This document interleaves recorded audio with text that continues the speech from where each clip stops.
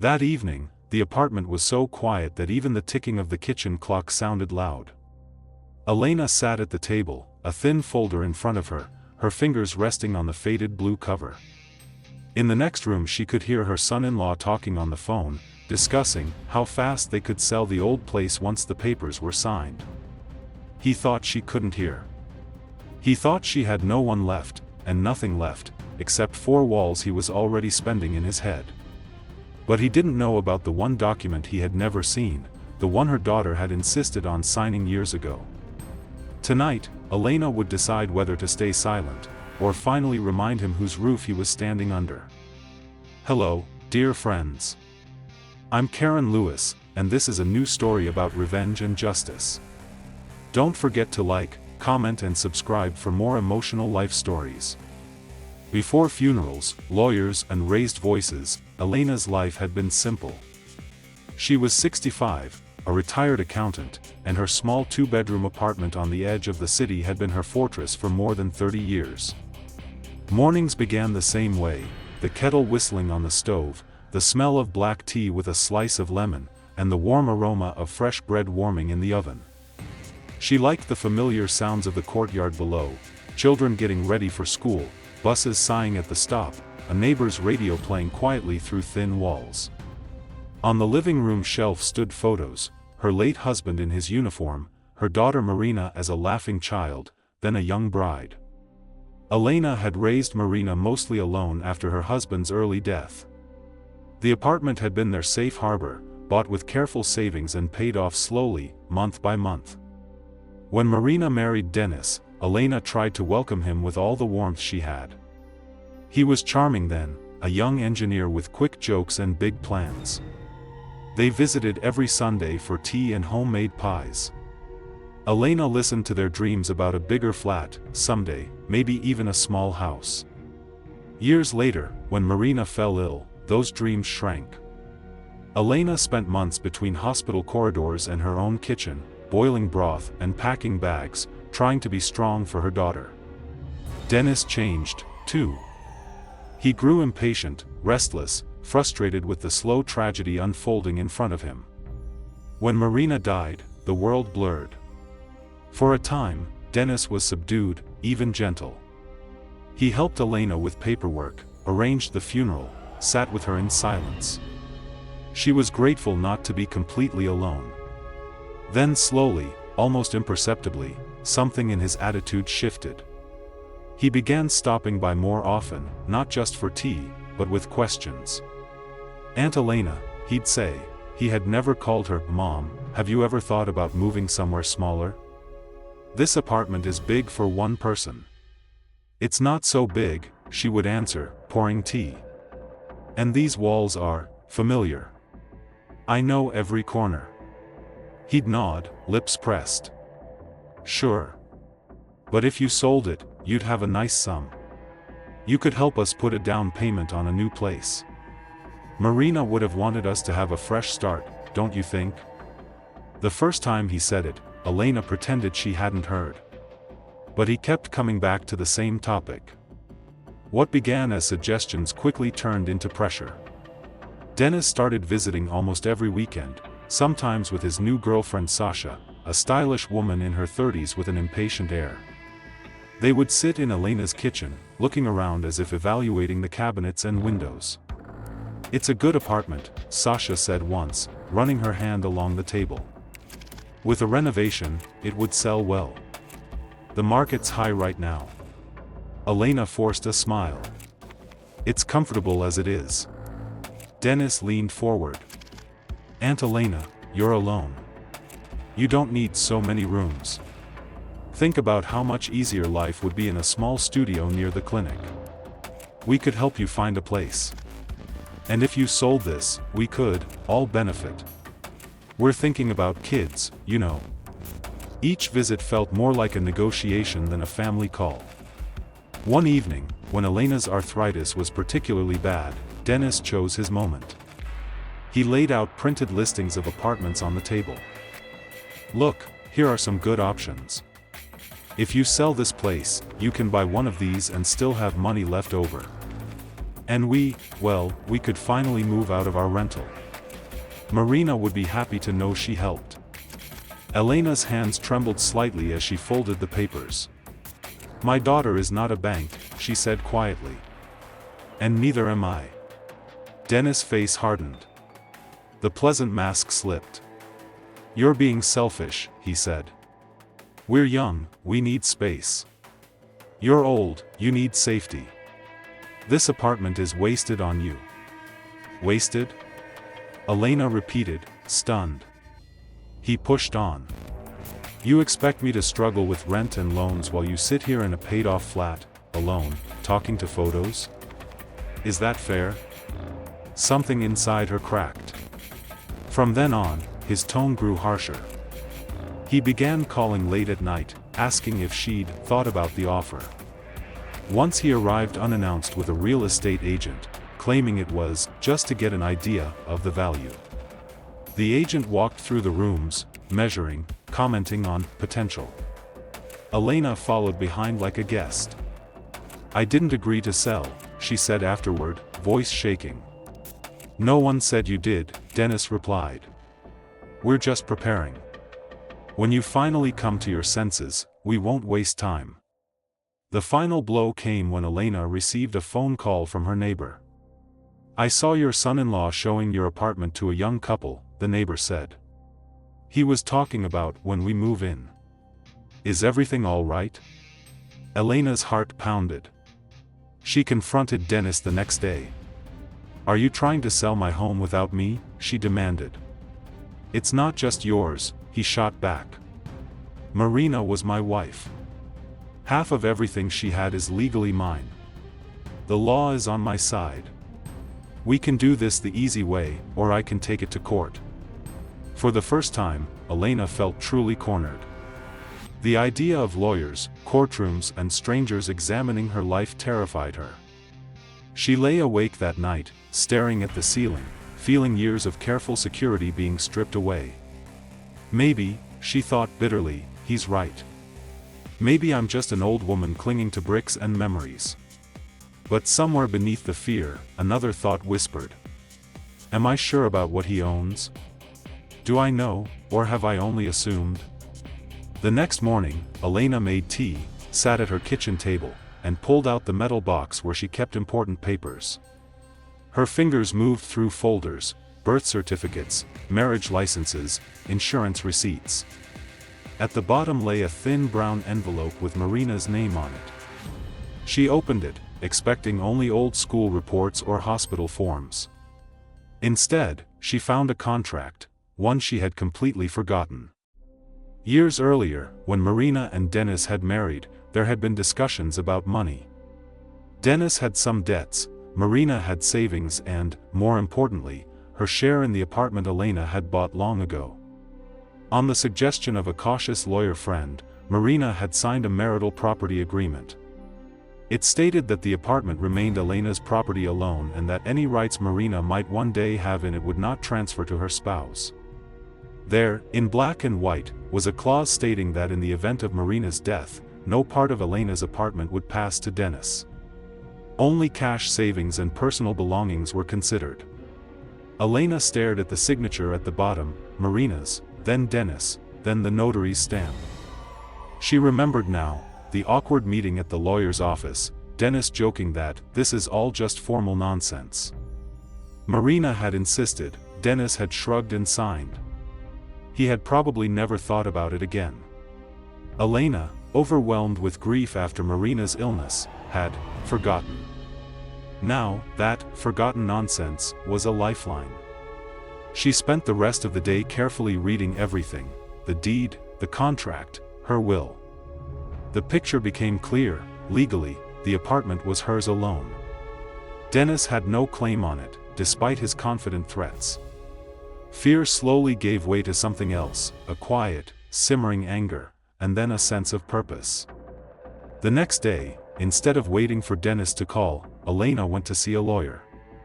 She found a calm, middle-aged woman named Irina who specialized in inheritance cases. Elena laid out all the documents, her voice trembling as she told the story.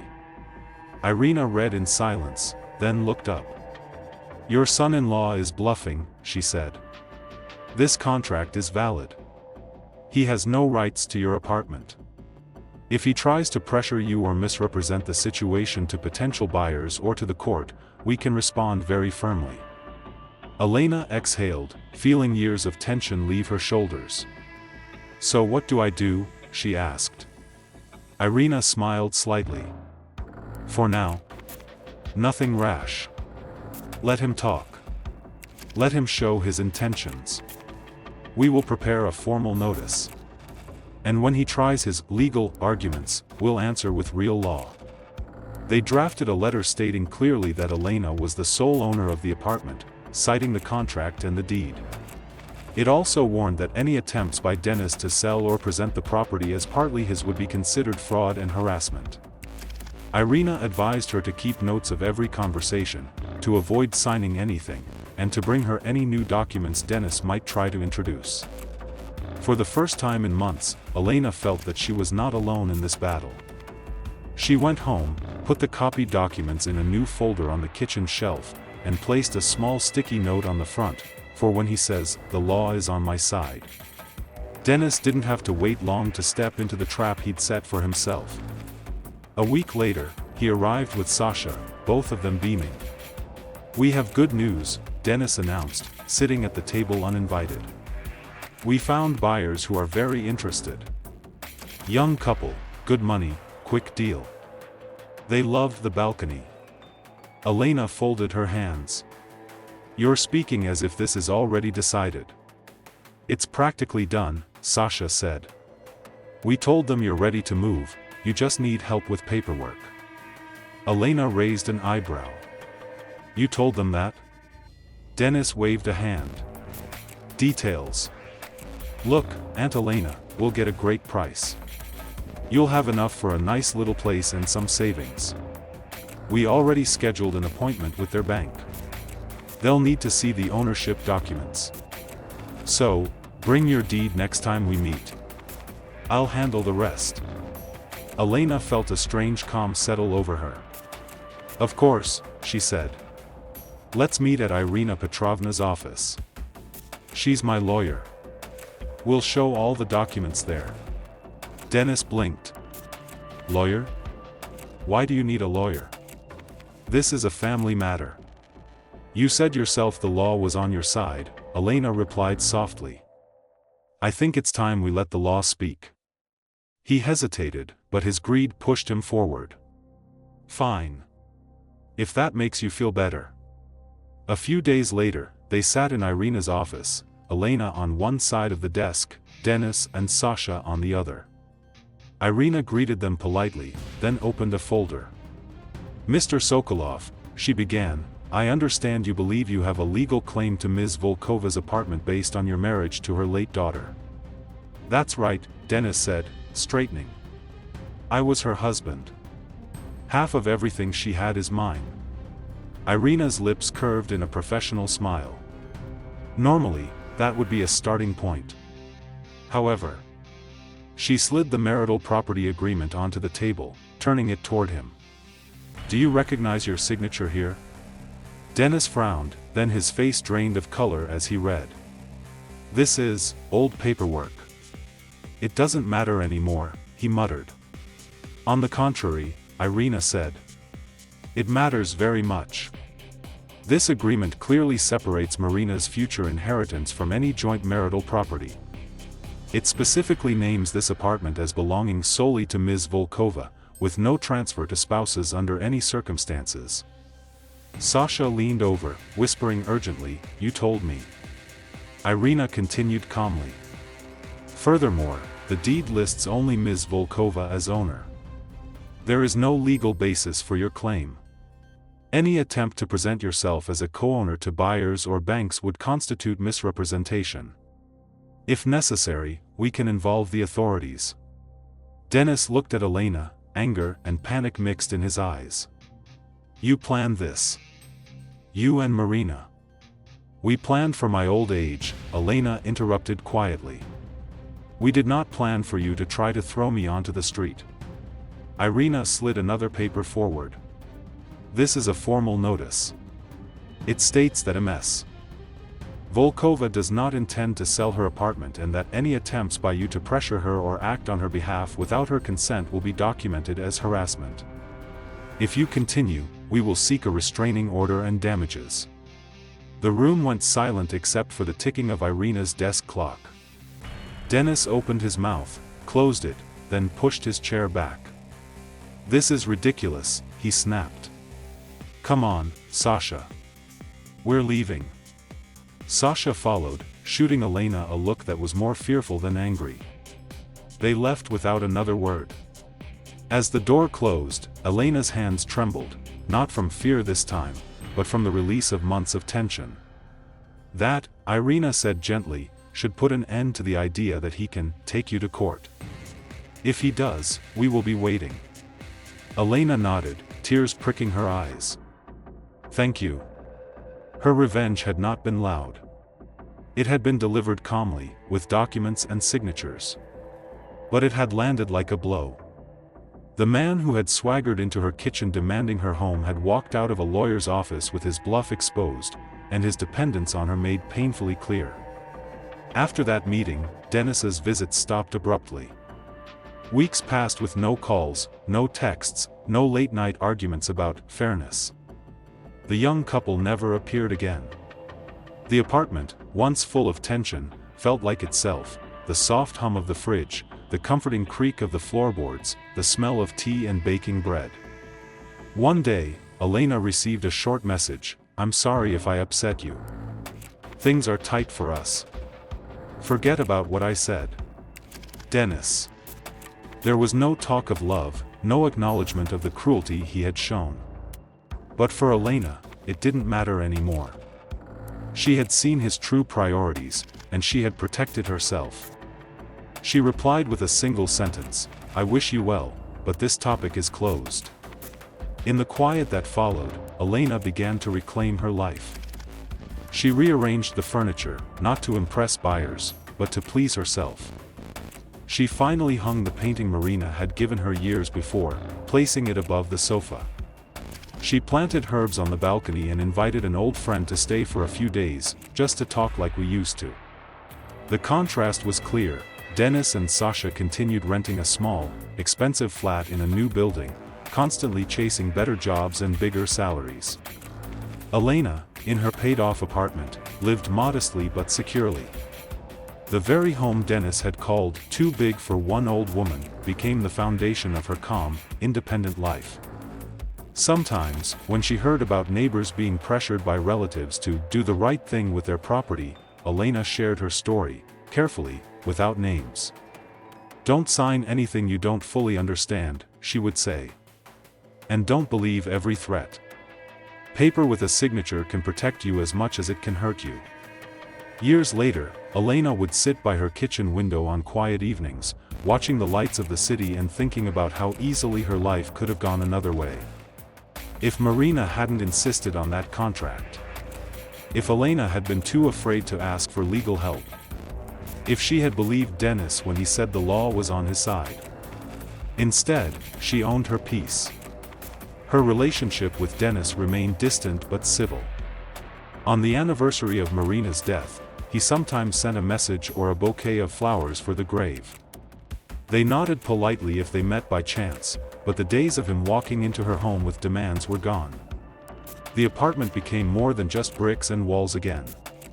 It was where neighbors came for advice, where a young couple from church sometimes visited with their little boy, where Elena baked pies and told stories about Marina's childhood, stories in which Dennis did not appear. Because in the end, her revenge had never been about taking everything from him. It had been about not letting him take everything from her. It was about turning his arrogance into a quiet lesson. You cannot build a future on someone else's home, someone else's grief, and someone else's trust. Evil words, "Sell the flat and give us the money," had circled back to their speaker as embarrassment and loss of face. The forgotten contract became the mirror that showed Dennis exactly what he was. Not an heir, but a supplicant. Elena sipped her evening tea, listening to the comfortable silence, and smiled faintly. "Thank you for listening. Do you think she went too far?" or did she simply take back her justice? Share your thoughts in the comments.